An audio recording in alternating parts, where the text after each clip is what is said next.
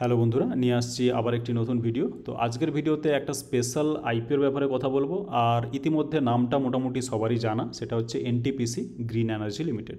এর আইপিও আসতে চলেছে এবং আমরা মোটামুটি সবাই এর জন্য ওয়েট করছি, অ্যাপ্লাই করব বলে। তো এটা হচ্ছে এনটিপিসি, যেটা বড় কোম্পানি, যেটা প্যারেন্ট কোম্পানি এর, তারই subsidiary NTPC green energy limited. এরা গ্রিন এনার্জি বা রিনিউয়েবল এনার্জিতে কাজ করে। তো এদের আইপিওতে আরেকটা বড় ব্যাপার হচ্ছে শেয়ার হোল্ডিং কোটা থাকছে। সুতরাং যারা শেয়ার হোল্ডিং কোটা নিতে চান তাদেরকে অ্যাকাউন্টে বা ডিমার্ট অ্যাকাউন্টে কিন্তু শেয়ার একটা হলেও রাখতে হবে, সেটা আমরা সবাই জানি। এখন প্রশ্ন হচ্ছে, এখনও কি আমাদের হাতে সময় আছে এনটিপিসি শেয়ার কেনার, যাতে করে আমরা শেয়ার হোল্ডিং কোটাতে অ্যাপ্লাই করতে পারি? আর এমনিতে রিটেলে তো করবোই, সুতরাং আমরা দুটো অ্যাপ্লিকেশন করতে পারবো।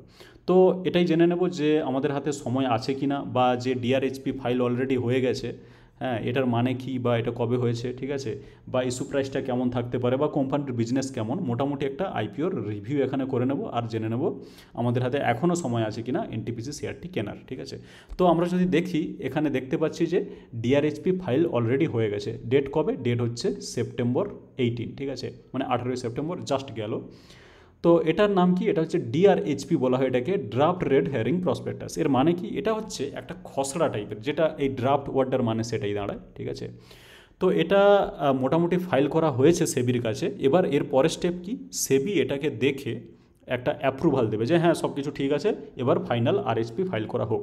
তো যখনই এই কোম্পানি এনটিপিসি ডিআরএইচপি এই অ্যাপ্রুভাল পেয়ে যাবে, তখন সঙ্গে সঙ্গে এরা করতে পারে। অ্যাকচুয়ালি কোম্পানি কিন্তু কাউকে জানাবে না যে আমরা আরএইচপি ফাইল করতে যাচ্ছি। এবার আরএইচপি ফাইল মানে আরএইচপি যখন ফাইল হবে, মানে এর সেকেন্ড ভার্সান, তখন কিন্তু এই ড্রাফট কথাটা উড়ে যাবে, ঠিক আছে। সেখানে শুধু থাকবে রেড হেরিং প্রসপেক্টাস, অর্থাৎ আরএইচপি। এখন প্রবলেমটা কোথায়? প্রবলেম হচ্ছে কোম্পানি আরএইচপি যখন ফাইল করবে, আমরা কিন্তু কেউ জানতে পারবো না কবে আরএইচপি ফাইল করা হচ্ছে। মানে আরএইচপি ফাইল জানতে পারবো, কিন্তু সেটা ফাইল করার পরে, ঠিক আছে। ফাইল যখন করা হয়ে গেছে তখন জানতে পারবো। আর সমস্যাটা কোথায় হয়? সমস্যাটা হচ্ছে আরএইচপি ফাইলিংয়ের যে ডেট, যেমন এখানে ডিআরএইচপি ফাইলিংয়ের ডেট হচ্ছে 18 সেপ্টেম্বর, সেরকম জাস্ট আরএইচপি ফাইল যখন হবে তার একটা ডেট থাকবে, এবং সেই ডেটটাই হবে সবথেকে ইম্পর্টেন্ট ডেট আমাদের জন্য। কেন? তার কারণ হচ্ছে ওটাই হবে রেকর্ড ডেট। মানে কি? মানে ওই যে ডেট, যেটা যেদিন আরএইচপি ফাইল হবে, ঠিক আছে, সেই ডেটটা হবে, সেই ডেটে যদি আপনাদের অ্যাকাউন্টে মানে ডিমার্ট অ্যাকাউন্টে এনটিপিসির শেয়ার থাকে, তবেই কিন্তু আপনি শেয়ার হোল্ডিং কোটাতে অ্যাপ্লাই করতে পারবেন। আর ওই ডেটে যখন ফাইল হয়ে গেছে, জানার পরে আপনি যদি কেনেন, ফর এক্সাম্পল আমি জাস্ট উদাহরণস্বরূপ ধরে নিচ্ছি যে অলরেডি এনটিপিসি এই ডিআরএইচপির অ্যাপ্রুভাল পেয়ে গেছে, সুতরাং আরএইচপি এরা অ্যাপ্লাই করবে, মানে সাবমিট করবে। সেটা হয়তো আরএইচপি এরা করে দিল সোমবার, ঠিক আছে। আর এই মুহূর্তে আপনার কাছে ধরে নিন যে এনটিপিসি শেয়ার নেই, তাহলে আপনি যখনই সোমবারে হয়তো নিউজে এলো, ঠিক আছে, সোমবারে নিউজে এলো যে এনটিপিসি গ্রিন এনার্জি এরা কিন্তু আরএইচপি ফাইল করে দিচ্ছে, তখনই আপনি সঙ্গে সঙ্গে যদি শুনে কেনেন, তাহলে কিন্তু আপনি শেয়ার হোল্ডিং কোটাতে অ্যাপ্লাই করতে পারবেন না। তার কারণ হচ্ছে ওই দিন আপনি জাস্ট শেয়ারটাকে কিনেছেন, আপনার তখনও ডিমার্টে ওটা ক্রেডিট হয়নি, ঠিক আছে। কিন্তু আপনি যদি শুক্রবারে কিনে থাকেন, তাহলে কিন্তু ওটা সোমবারে এখন T+1-এ ক্রেডিট হয়ে যায়। সুতরাং সেটা আপনার ডিমার্ট অ্যাকাউন্টে চলে আসবে এবং আপনি এলিজিবল হয়ে যাবেন। কিন্তু কোম্পানির যেদিন আরএইচপি ফাইল করবে, সেদিন কিন্তু কিনলে এটা হবে না, ঠিক আছে। এবার আরএইচপি কি ফাইল করা হয়েছে? প্রশ্ন এটাই, ঠিক আছে। আরএইচপি কিন্তু হয়নি, কারণ এটা হচ্ছে জাস্ট ডিআরএইচপি ড্রাফট। এটা এরপরে আরএইচপি আসবে। আরএইচপি যেদিন আসবে তার আগে আপনার অ্যাকাউন্টে, মানে যেদিন আসবে সেদিন আপনার অ্যাকাউন্টে থাকলে হবে, সুতরাং তার আগে কিনে ফেলতে হবে। সুতরাং মোটামুটিভাবে যদি ধরা যায় যে সোমবার কিনলে আমাদের কাছে অপশান থাকবে কিনা শেয়ার হোল্ডিং কোটাতে অ্যাপ্লাই করার, সেটা কিন্তু আপনি করতে পারবেন, ঠিক আছে। কারণ ইমিডিয়েটলি সোমবারে হয়ে যাচ্ছে না, আমি জাস্ট উদাহরণের জন্য সোমবার নিয়েছিলাম। এখন প্রশ্ন হচ্ছে কবে আসবে এর আইপিও, ঠিক আছে, এবং ডেট কি আউট? মোটামুটি একটা গুঞ্জন ছড়িয়ে আছে মার্কেটে। কোন পোস্টটা নিয়ে সেটা আমি বলছি। এই একটা কিছু একটা মানে একটা ওয়েবসাইট আছে এখানে, এরকম কিছু একটা, যাই হোক, NTPC green energy IPO issue সাইজটা কত? এটা হচ্ছে 10,000 কোটি টাকা, যেটা কিন্তু একটা হিউজ, ঠিক আছে। শেয়ার হোল্ডারদের কত, শেয়ার হোল্ডারদের জন্য কত পার্সেন্ট রিজার্ভ, সেটা কিন্তু আমি একটু পরেই বলতে যাচ্ছি। তো এখানে লেখা আছে কি, NTPC green energy IPO 2024 clearly লেখা আছে এখানে টেন্টেটিভ শিডিউল। তা সত্ত্বেও আমি মোটামুটি দেখেছি এই যে ডেটগুলো মোটামুটি সোশ্যাল মিডিয়াতে ঘোরাফেরা করছে। অ্যাকচুয়ালি বন্ধুদের এটাই বলতে চাই যে এই ডেটগুলো কিন্তু কোনো ফাইনাল নয়, এটা একটা অ্যান্টিসিপেশন হতে পারে, ঠিক আছে। কেউ কেউ এটা অ্যান্টিসিপেট করে চলছে যে এইরকম সময়ে বা মোটামুটি একটা আইডিয়া করে চলছে যে এইরকম সময়ে আইপিওটি কিন্তু আসতে পারে। যেমন এখানে লেখা আছে ওপেন ডেট, ক্লোজ ডেট, অ্যালটমেন্টের মানে স্ট্যাটাস, তারপরে রিফান্ড, লিস্টিং ডেট, সব কিছু এখানে দেওয়া আছে, কিন্তু এগুলো টেন্টেটিভ এখানে বলাও আছে। আর মোটামুটি এটাকে সিরিয়াসলি নেওয়া উচিত নয় যে এই ডেটেই আসবে, এর আগেও কিন্তু আসতে পারে, এর পরে নয়, এর আগেও কিন্তু আসতে পারে, সেটা কিন্তু আমরা কেউ জানি না। ঠিক আছে, কোম্পানি যেদিন আরএইচপি ফাইল করবে সেখানে তারপর থেকে মোটামুটি চলে আসবে।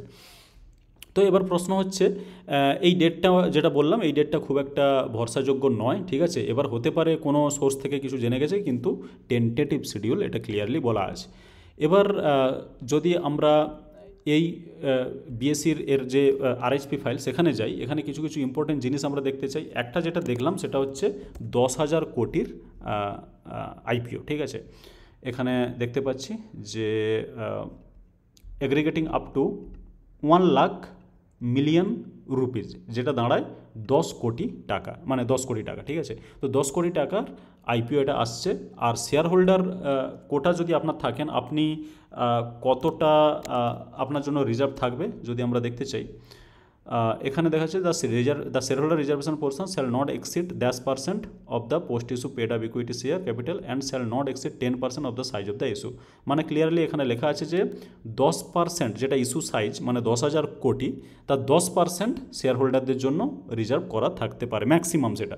তো মোটামুটি একটা হিসাব করে চললে ওই 10% যদি হয় তাহলে 1,000 কোটি টাকা, মানে যেটা অনেকটাই অ্যামাউন্ট অ্যাকচুয়ালি, তো 1,000 কোটি টাকা থাকবে শেয়ার হোল্ডারদের জন্য রিজার্ভ। ঠিক আছে, তো যেটা বোঝালাম এই ভিডিওতে যে আমরা এখনও আমাদের সময় আছে এনটিপিসি স্টক কেনার, যাতে করে আমরা শেয়ার হোল্ডার কোটাতে অ্যাপ্লাই করতে পারি।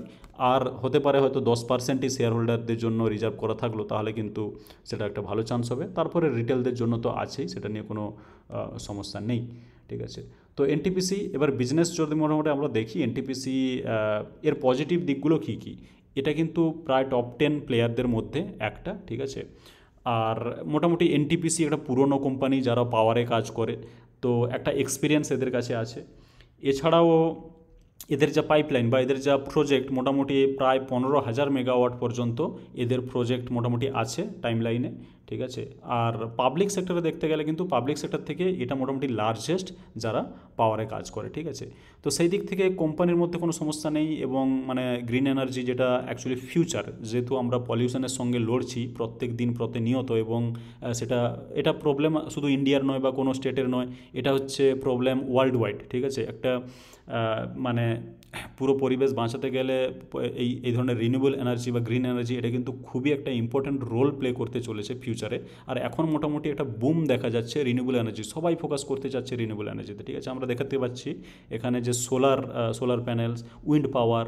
ঠিক আছে, এই মানে এনটিপিসি গ্রিন এনার্জি এটা কিন্তু সোলার পাওয়ার এবং এখানে যেটা দেখালাম উইন্ড পাওয়ার, এই দুটোতে কিন্তু কাজ করে। ঠিক আছে, তো বাকি মোটামুটি ডেট কি তাহলে ফিক্সড? না, ডেট এখনও ফিক্সড নয়, এটা একটা টেন্টেটিভ শিডিউল দেওয়া আছে। যখনই ডেট ফিক্স হবে বা যখনই আরএইচপিটা ফাইল হবে, ঠিক আছে, আমি প্রথম পেজে যেতে চাই, যখনই আরএইচপি ফাইল হয়ে যাবে তখন তারপরের থেকে ডেট আসতে থাকবে এবং আমরা সেখান থেকে ভিডিও তো অবশ্যই বানাবো। সুতরাং এখনই ঘাবড়ানোর কিছু নেই, এখনও আমাদের কাছে সময় আছে এনটিপিসি শেয়ার কেনা, যাতে করে আমরা শেয়ার হোল্ডার কোটাতে অ্যাপ্লাই করতে পারি। ঠিক আছে, যদি আপনি চান আপনাকে একটা জাস্ট শেয়ার, অনেকে প্রশ্ন করেন যে কতগুলো শেয়ার কিনে রাখতে হবে, না বেশি কিছু নয়, জাস্ট একটা শেয়ার। এবং এখন হয়তো এনটিপিসি চলছে ওই প্রায় 400 টাকা মতো। ঠিক আছে, যদি এনটিপিসি দেখতে চাই,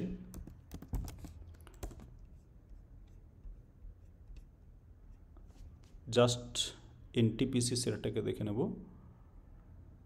এনটিপিসি এখন চলছে প্রায় 423 টাকা মতো। ঠিক আছে, একটা র্যালি দিয়েছে, এটা মান্থলি চার্ট হয়ে যাচ্ছে। আমি যদি 5 ইয়ার্সও দেখি, ভালোই র্যালি দিয়েছে রিসেন্টলি, 200 থেকে এখন 400।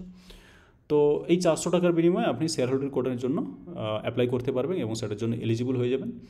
তো আমি তো এনটিপিসি অলরেডি কিনে নিয়েছি এবং ভিডিওতে বলেওছি, ভিডিও বানিয়ে দিয়েছি, আর বেরোলে আমি অ্যাপ্লাই করব। এবার কত প্রাইসে আসবে ইস্যু, সেটা মোটামুটি একটা আইডিয়া লাগাচ্ছে মার্কেট, যেটা 20 থেকে 30 রুপিজ এর ইস্যু প্রাইস হতে পারে। ঠিক আছে, সেই অনুযায়ী নাম্বার অফ কোয়ান্টিটিও দাঁড়াবে, number of quantity less than 50,000 হবে, সেটা আমরা জানি। ঠিক আছে, তো মোটামুটি 20 টাকা থেকে 30 টাকায় ইস্যু প্রাইস হতে পারে, যেটা খুবই ভালো একটা ব্যাপার, কম পয়সায় আমরা ইস্যুটা পাচ্ছি। আর বাকি লিস্টিং গেনের জন্য আমাদেরকে একটু ওয়েট করতে হবে যাতে প্রপার জিএমপি আসে, নাহলে আগের থেকে আইডিয়া করে কিছু লাভ হবে না। তো মোটামুটি এরপরে আমরা আবারও হয়তো এনটিপিসিতে ভিডিও আনবো, যেটাতে আমরা ক্লিয়ারলি জানাবো যে ডেটগুলো কবে বা কত ইস্যু প্রাইস বা কবে পর্যন্ত খোলা থাকবে আর জিএমপি কত, অর্থাৎ আমরা প্রিমিয়ামটা কত পাচ্ছি এবং কোন প্রাইসে লিস্টিং হতে পারে। ঠিক আছে, তো সবাইকে শুভেচ্ছা থাকলো। আশা করি আপনারা এনটিপিসিতে যদি আপনারা পয়সা লাগান আপনাদের প্রফিট হবে। এরপরে আরও একটা এনটিপিসিতে ভিডিও আনবো এবং সেটাতে আমরা ডিটেল অ্যানালাইসিস করব যখন আরএসপি ফাইল হয়ে যাবে। ঠিক আছে, তো এই ভিডিওতে আর কথা বাড়িয়ে লাভ নেই, ভিডিওতে এইটুকুই। ভিডিওটি ভালো লেগে থাকলে ভিডিওটিকে লাইক করে দিন আর চ্যানেলটিকে সাবস্ক্রাইব করে রাখুন, যাতে করে এরকম আরও আমার ভিডিওর আপডেট আপনি পেতে পারেন। আর ভিডিওটি দেখার জন্য আপনাকে অনেক ধন্যবাদ।